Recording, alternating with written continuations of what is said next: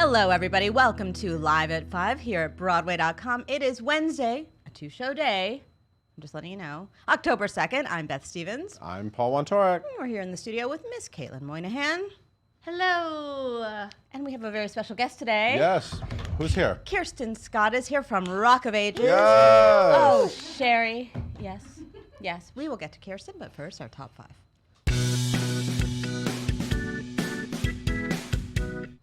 Harry Connick's coming back. Beth, I'm a big Harry Connick Jr. fan. I knew this. Did you know that? I knew this. Okay. Yeah. He's coming back. He's doing a concert run for like 3 weeks, I believe, starting on, we didn't know the dates before. We knew he was coming, but we didn't know the actual dates.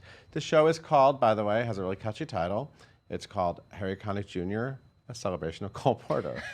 Just lay out all the important information. Seems like he might have an album to promote. I don't know. Yeah, he does. He has an album to promote called True Love, A Celebration of Cole Porter. So the album comes out October 25th and will include amazing songs like Anything Goes and You Do Something to Me. That's a title you could say in a lot of different ways. And so the show will start at the Nederlander Theater on November. Oh, it's at the Nederlander? So it's the same theater Kristen Chenoweth's at? Yeah. Okay, I didn't know that. So I guess Chenoweth's there in November, and then Harry Connick starts December 7th, and it opens officially December 12th. And of course, Harry Connick Jr. is not only someone I've been listening to since my early years, but also a 2-time Tony nominee as both a composer and a performer. He wrote Thou Shalt Not, which unforgettable. Unforgettable. Remember Norbert Leo Butz in that one? Oh, yeah. That was like the first time Norbert Leo Butz really had a big moment. He really broke out in that. He broke out. I mean, he was already in Rent, but you know.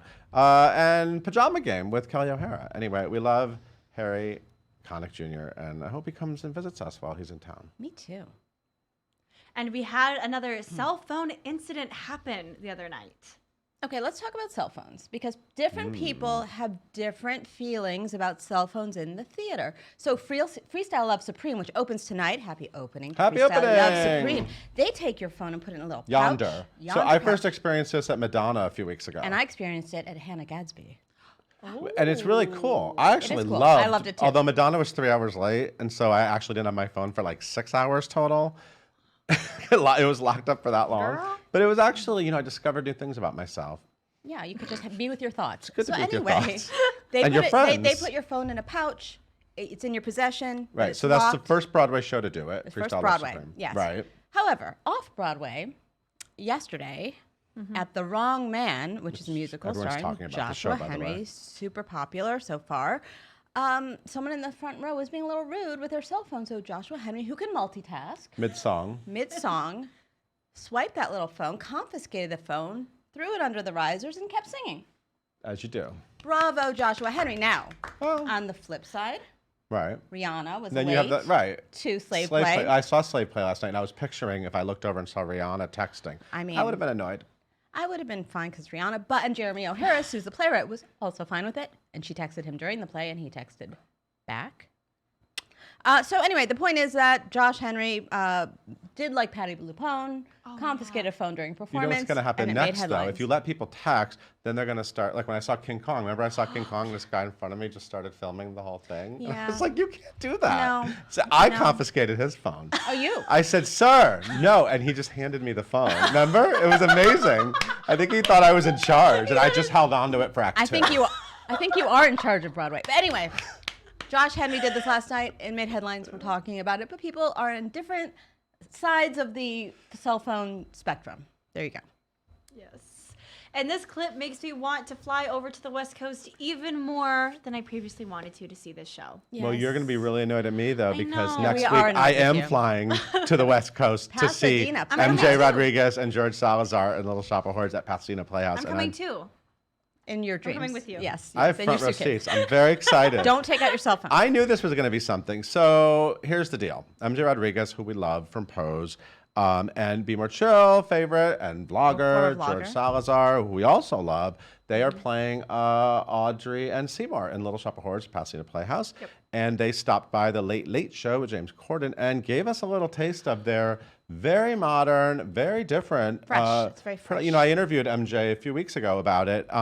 They sang Suddenly Seymour. It was beautiful. It was beautifully acted. It was so different. That's what I really liked about it. Very It was good. like two super talented performers just like taking the material and just like acting it and not doing, Just you know, Little reinventing Shop it. has a lot of preconceived notions of what it A is. lot of Ellen Green preconceived Well, notions. Ellen Green She's was an iconic. icon. You know, it's hard to get her out Can't of your top it. head, but it was beautiful. And you know, when I talked to MJ, she talked about like how cool because there's multiracial and it's so there's just such a fresh modern take. And she said, I really want young girls of color who want to play this part to be inspired. And I feel like she's doing it. So this is going through October 20th, and if you're anywhere near Pasadena, I suggest you check it out. And something's coming, and it's getting closer and closer. What are we getting closer to, Paul? West Side Story. It's not that close. It's like 15 months It's like away. really far away, but it's wrapped. The West Yeah. Side Story remake, the Yeah. film, the Steven Spielberg film, has wrapped, and they took some pictures. so and many it's Broadway so many talents. Ariana DeBose, Yes. also a former vlogger, Anita. is playing Anita, and Ansel Elgort and Rachel Zegler, and so forth and so on. David Alvarez, who's a Tony winner member from Billy Elliot, is playing Bernardo. You can check out photos of the cast wrapping and celebrating on Broadway.com. And congratulations are in order to the entire cast and creative team of The Great Society. Yeah, so the Great Society opened last night. We talked about it yesterday as well. This is the latest, you know, just another play about Just another Barbara presidents. Schenken play about LBJ. The latest. Are there other plays about presidents other than All the Way? I don't know. Are Hamilton there? was not a president. Anyway, last night. I mean, there's so we have 1776. We have but- curtain call photos, arrivals. We have some Emilio Madrid took some great portraits. They look like presidential portraits, Yep. like legitimately. hang 'em on the wall. Or they look like the portraits you see in the news these days when we're talking about the current administration. Anyway, they look like official political portraits. They're really fun. And we have a red carpet challenge coming up. That's fun. And anyway, it's great. Yeah. It's playing at Vivian Beaumont for a limited run. And Brian Yes. Cox, who you might love on Secession. I haven't seen it. I only saw half of the first episode. And So everyone's good. like attacking me because I'm not caught up, but there's a lot of things to stream. And there's He several plays LBJ in the play, in not the in play. Succession. Yes. Right. And also on the site, we have a news article of closing time article about what's closing in the coming weeks that you Correct. need to check out. Yep. And is there a London Q&A? Lloyd Owen, do you remember him? He was opposite Heather Headley in The Bodyguard. Now Oh, yeah. he's playing the director in Noise is Off, and so we have a Q&A with He's him. very dashing. He's very dashing. We like So that. check that out. Okay. Okay. I'm going to get out. Thank you for stopping by, Thank you Paul, for having head me. of Broadway. We're going to welcome Kirsten Scott. Caitlin, tell us about our guest, please. Gladly. Yes, we got Miss Kirsten Scott here with us in the studio. She is starring in the 10th anniversary production of Rock of Ages as Sherry. Be sure, she's previously been seen on Broadway and Hairspray, Jersey Boys, Big Fish, and Follies. She has done so much. We can't wait to talk all about this. It's Rocktober. She's here. Follow her on social media at KB Scotty, and please leave all of your questions in the comments below. Everyone, please welcome Kirsten and Bev. Thank you, Yay! Caitlin. Welcome, Kirsten. Thank you so much for Thank having you me. for coming. Thank you. It's Rocktober. It's Rocktober. It's very exciting. I mean, then it's going to be like Rockvember, And and so then on and so forth. No, I can't. We can't keep going. Ranuary. No, it doesn't. Yeah, Rocktober. Rocktober. We're just- Rocktober. we're We're gonna gonna stay stick in with. We're gonna stick with Rocktober. So how's it going over there? Oh my Rock of gosh, Ages? it's a blast. We just celebrated 100 shows. Crazy. Crazy, but with previews, it's technically like 120. So we've been Technical. rocking over there at the Bourbon Room for a little while now. It's great. We have the greatest cast. I am so thankful to come into work every day and just to see the amount of talent that I get to work with. It's pretty incredible. And Mitchell, so this is the 10th anniversary. 10th anniversary. And Mitchell yeah. Jarvis, who's in it again, Yeah. looks exactly the same. How did that Doesn't hap- he? What happened? Oh my gosh, he like looks better now. Who's his surgeon? And what's his number? He chooses not to tell us. He does a lot of like hot yoga, I think. I don't know. It's the hot yoga thing. It's the hot yoga. He just all like, the sweats sweat. it all out, and it just like revitalizes his skin. I don't know, but he's like better than ever because it must be so fun because he's gotten to revisit the role so many times. But it must just be such a joy for him to get to do it again and find new ways and little loopholes that he didn't get to see before. And yeah. In what ways are you like Sherry? Because she's like a beacon of hope and optimism. She is. You know what? I think With a little short skirt, though. with the There's a lot of energy there. There's so much hope in the tiniest of skirts. And the biggest of hairs. it's so refreshing. I think I'm a very hopeful person. I'm an optimist. You know, I'm always like, everything's gonna work out. Whereas like my husband's on the other end of the spectrum, and he calls himself like a realist. So we kind of like balance each other out, because I'm like in the clouds, and he's like, let me pull you back down to at least like put your feet back on the earth for like a little bit. So it was at first it was really easy for me to kind of take on Sherry's kind of hopeful personality. But I will say that there are times that, like, you know, you walk around the city and you go on the subway and you're like, the city's hard, and New York City is like, and like today it's like 90 degrees and you're like sweating and you're like, it's crowdy and smelly. Okay, go back to like hope and like joy. And so, you know, sometimes I have to like put that cloak back on of like, everything's gonna be fine. But it's really, really refreshing to get to do that every night, to get to play that kind of wide-eyed, like everything is gonna work out. Yeah. Yeah, right? Why not? All right, let's Why talk about your not? husband, Matthew Scott. Okay. So he was in Jersey Boys, and you were in Jersey Boys, but not at the same time. Never right? the twain shall meet. No. Unfortunately. But we did. Were we ever in But Jersey did Boys? he like go over lines with you? Because he was in it from the. He was like. He in the totally. original Of course, he like coached me. company, He's like, wasn't he? He was. Yeah. Yeah. He was one of the swings, which was so exciting because I got to go to like the Tony party because I was still at school at that time, which is how we met. We both met at Carnegie Mellon at the drama school. Fancy. Drop in some Carnegie Mellon pride. He totally helped me with the audition because he was like, this is how it's gonna be, and then this and this, and he basically probably takes credit for me booking that. But I also did see the show like 50 times because every time he went on for something, I was like, I'm gonna get a ticket and like do standing room. So I saw him going for every role in that show except for the Just women. breathing it. Living it Yeah, and I was breathing it. living it, so I knew. Yeah. All right, since you mentioned Carnegie Mellon, let's go Yes. back to Pittsburgh. Okay, You're a Pittsburgh girl, aren't I you? am, yeah. knew There's this. a lot of theater people from Pittsburgh. They have to. Yeah. Because they're from Pittsburgh. They're in the shadow of Carnegie Mellon, and then they just have to. They There's just no have choice. to. And there's also like Point Park is you there go. too, which is a great school. Yeah. All right, so Pittsburgh. you have a very interesting beginning to your theater career. Yes. And I think there's a little Dance Moms in there. So I just want to hear the story. Oh Tell me my the gosh. story. You know, actually, she just reached out to me on Instagram. I haven't talked to her in like years, and we're hopefully going to get together in November. Okay, so tell the people. Okay, so I went to, for a couple years, I went to the dance studio where Abby Lee Miller teaches. We're obviously Dance Moms.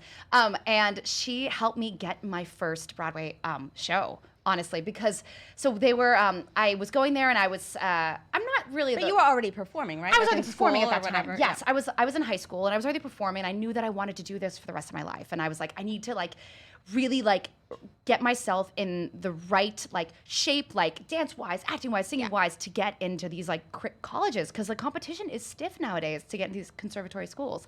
So I started going to the Abby Lee Dance Studio, and she was like, oh, you can sing? And I was like, yeah. She's like, you know what, we're gonna drive a bunch of girls to the Hairspray open call, would you like to come? And I was like, yeah, totally. So we literally like, This is the optimism in you. yeah, this is the optimism.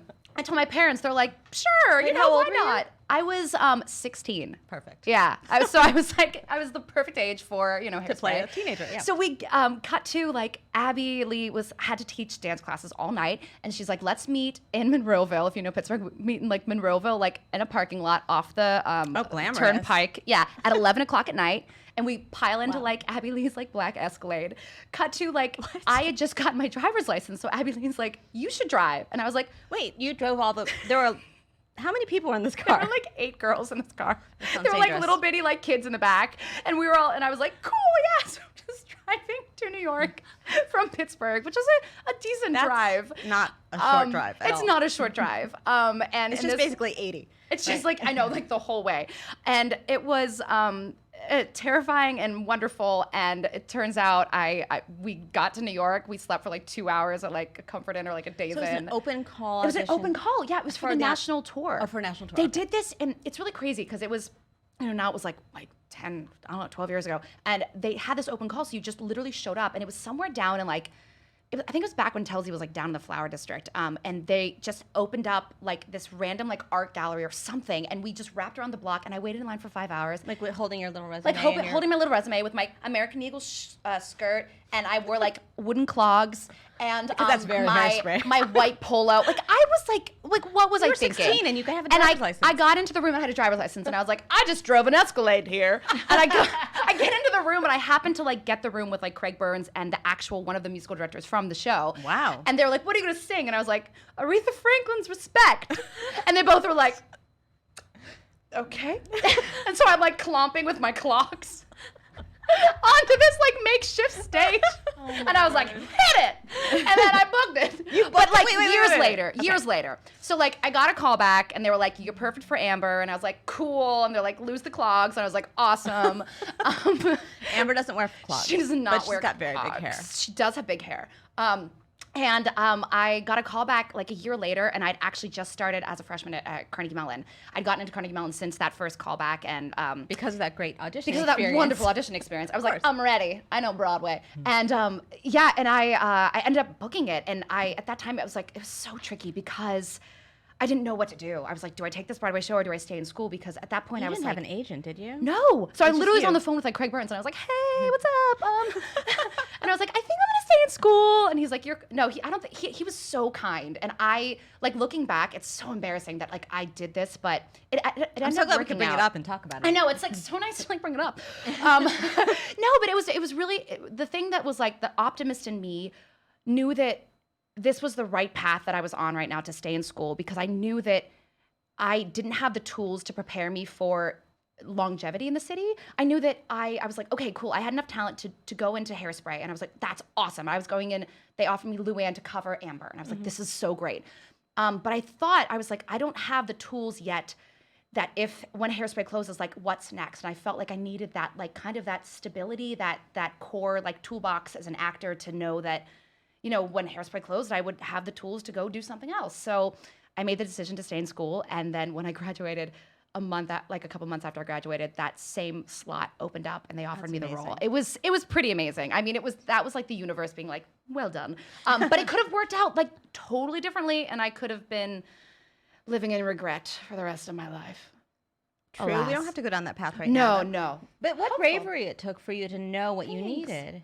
Yeah. It's amazing. Yeah. It was She's a so tough cool. decision. You're so cool. I love it. Oh my gosh. I know you have questions. True. Because the fans are out there, and the Rock of Ages fans are serious. They are serious, and they are kind and awesome and wonderful. and a little drunk. Yes, but that's the best kind, right? Let's be I serious. mean, it's a party. Rock of Ages It is is a party. such a party. It is such a party.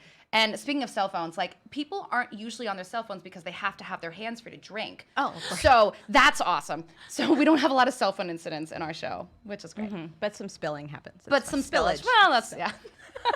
Some So, Caitlin, what are the Rock of Ages fans asking? And all the fans. Definitely. So Mary wants to know, what was your first experience with Rock of Ages? Like listening to that music and the movies Did or you the see show? it back Yeah, in the I day? actually, speaking of Hairspray, I went to see my friend Ashley Spencer when she was Sherry before the yeah. Broadway production closed. Yeah, so that was my first experience, and I was like, yeah, she was great. Yeah. So many good people have played Sherry. So Is many there a good- sisterhood of the Sherrys? Sisterhood of the Sherrys. Well, I mean, Ashley just had a kid, so I haven't seen her, but I do wear. I actually haven't told her this yet, but I do wear one of her costume pieces, and every night I'm like, as I put it on, because it still says her name in it. What is it? You're doing this with It's your hand. it's a glove. Is it a It's like lace you're glove? like, What is it? I wear your How costume. small are piece. these costumes? Oh yes. I mean, let's be serious. it's Some Rock of of them are kind of small, but no, it's her little like half like rocker glove. Of course. Yeah, of course. What else would Of it course. be? So that was my first experience. And what is it? It's called the Bourbon Room, right? It's called the Bourbon And it has Room. incredible set, and there are all kinds of secrets and interesting little There like are Easter eggs in this set. So tell me many a Rock of Easter Ages eggs. secret. Well, our set designer Beowulf has Beowulf his for it. name in like a very like I think it looks like the Metallica font in like a bumper sticker, and it's it's between like the bathroom and like the Bourbon Room door, and kind of this little like exit door where you can exit the set. That's cool. And it has his name hidden, but it looks like if you were sitting in the audience, it looks like Metallica or some kind of like rock band. I love it. He signed the set. He signed the set, yeah. And actually, a lot of the original cast members have signed the set in various places. Yeah. Cool. Yes. Okay, Fun. Caitlin, hit Yeah. us with another question. Hit So- us up. Susan wants to know, what is your favorite song to sing in the show? So It's- many good choices. It's hard in my heart because I have this. I mean, it's kick-ass. I get to end the song like with my back up against the stripper pole, sliding down the stripper pole, belting my face off, and I am just like, I love to sing this score, so that is my favorite part. And I get to look at the audience, so it's just the kind of moment of like, Sherry's like so desperate, and she's like, I'm making this decision. It's not great, but it's a really cool moment, so that's my favorite song to sing. Now, of course, these songs exist in the world. These Yeah. are, what are they called? Hairband songs. Metal hairband songs. Yeah, so yes. when you hear them sort of like just in the world, what do you do? Every time I go to physical therapy, shout out to Neurosport for putting my body back together. They put all of Broadway back together. every time I go to Neurosport, I hear a song from the show, and I'm like, guys, could you just cool it with the 80s music? And it's this radio station that they listen to that always plays. But it's like, as soon as I walk in, it's like every Start doing rose, it's choreography. like Don't Stop, and I'm just like, it never lets me down. But every time, when I was in Jersey Boys, every time I walked into Duane Reade, it was like, I would hear the Four Seasons. It just follows you. Or you're like more attuned to it. I don't know. Yeah, You it just feel permeates. it more. Always, Just feel it more. Just always with me. I love this question. So Alexander Yes. wants to know, if you had a jukebox musical about your life, what artist's music would you choose as a score? Oh my gosh. I mean, I feel like I learned how to sing listening to Whitney Houston. So I would say Whitney Houston, but then I'd also The Kirsten Scott story. Featuring the music of featuring Whitney the music of Houston. Whitney Houston. I know, it's kind of like off-brand. I like but I'd also give a little like Dixie Chicks. Oh, Like it'd be like a mashup. Yeah, because Yeah. right? Like old school Dixie Chicks were the best. They were awesome. I'm really disappointed that you didn't say Aretha Franklin and Clogs. It's just another option for you down the line, maybe. Oh. Maybe an encore, like the mega mix at the end. A little clog dance. Just that literally like just wooden clogs, like clop, clop, clop. I'm going to sing Respect. Like what? Hit it. Hit it. Guys, I look at you just got now. lucky, but look at me now. Look at you now with a stripper Come pole. on. I'm so With proud. thank you. So is my dad. Just really. Oh boy. Oh my God, what are we even talking about? I don't Caitlin, know. Save Yes, us. Save let's us, Caitlin. do Save us. one last question. Yes. And Aaron wants to know, what does it feel like to kind of be joining this Rock of Ages history? You know, Tradition. 10th anniversary. It feels How does it feel? epic. It feels epic, and it also feels like I've like been like initiated into like a secret society a little bit, because there's so many things like with the fans and with the people that have been around the show forever, because it's been around for so long. I feel like I'm kind of like the part of like the cool kids club now. Like they're like, oh, you're part of the Rock of Ages family. Like, welcome. And the secret sign is? And the secret sign is, Yeah, obviously. don't tell anyone. Yeah, obviously. Love I love it. All right, well, one last question. Yes, 'cause only please. the serious journalistic questions. Yes. Halloween, what's going to happen? Halloween. Oh my gosh, there's a big party for Rocktober at the Hard Rock Cafe. I think, Oh. and I think people can bid to party with the cast. So I don't know what I'm gonna be. Are you going to yet. dress up? It's so weird. I feel like as an actor, I dress up for a Yeah, living. So true. Halloween is always kind of like anticlimactic. So I'm like, I do this 8 times a week. But if we're gonna have like a party, then like I'm gonna do something. Okay. I'm gonna maybe like I'll be like a rock lobster or something. I like it. A rock. Keep rock us posted. lobster. A rock. Send us spur. pictures. A rock lobster. Ox-lobster. A rock I can't say lobster. A rock slop, like a drunk lobster. Sure. There it is. There If it is. anyone could pull it off, it's Thank Kirsten you. Scott. Ladies and gentlemen, go see Rock of Ages at New World Please. Stages. Don't miss this. Yeah. And you can drink. Yes. And in the show. Put your phone away. It's fine. You'll be Yeah, good. just You'll put be it good. away. You'll be good. Yeah, Thank escape you for for 2 coming in, hours. Kirsten. Thank you so much for having me. Caitlin, will you take us on out, please? Yes. Thank you guys so much for tuning in today. We're live at 5 every single day here on Facebook. You can listen to us wherever you get your podcasts by searching for hashtag live at 5 and hitting that subscribe button. Be sure to tune in tomorrow. We talk to Kara Young from the New Englanders.